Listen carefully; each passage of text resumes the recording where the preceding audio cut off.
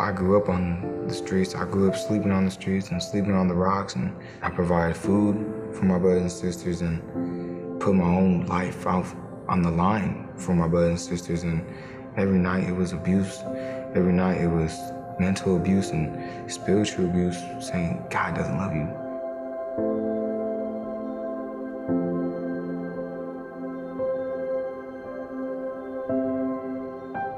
I never had a father figure in my life.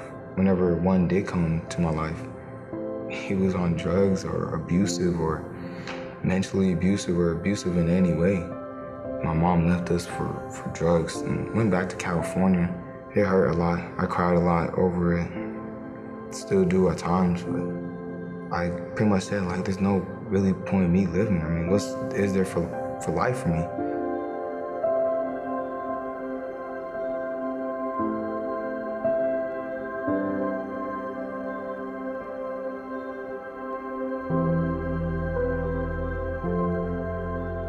Going in the water and coming out, I felt the old me was gone.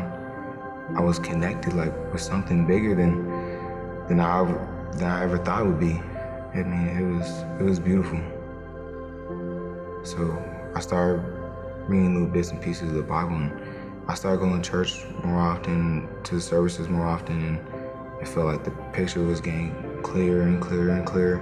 And after 1 week of camp, it was like the clearest. Not even Windex can make a clearer window. I mean, it was unbelievable.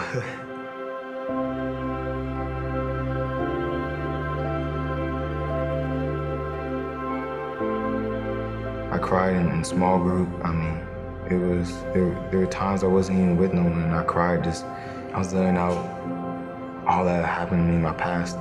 It was so much that I let out. Depression, sadness, anger, guilt.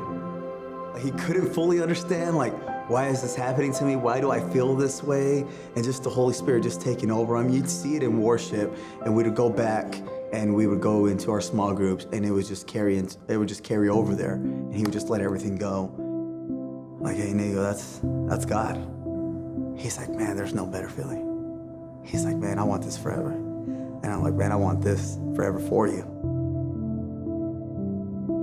In small group, we were talking about God is your father, and he's a father that you can't escape. And he's not a father that's gonna leave you. He's there forever. And I never looked at it in that perspective, and now I'm like, that's a father. Like, that's someone that I can look up to. No matter what I'm going through, that's someone I can trust and put my faith in. For the longest time, I had no faith, I had no trust, I had no home. I felt like there wasn't nothing for me in life.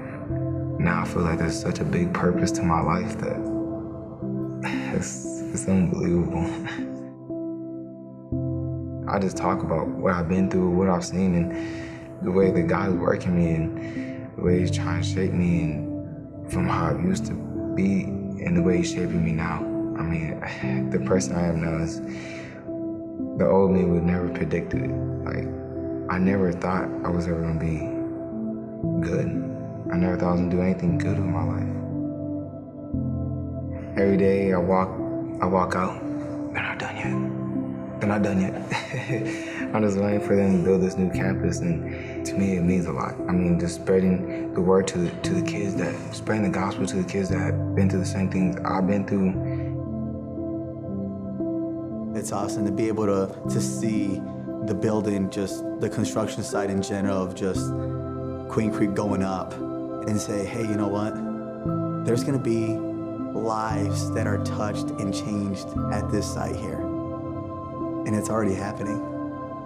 And so I just can't wait to see what God has in store for the future here.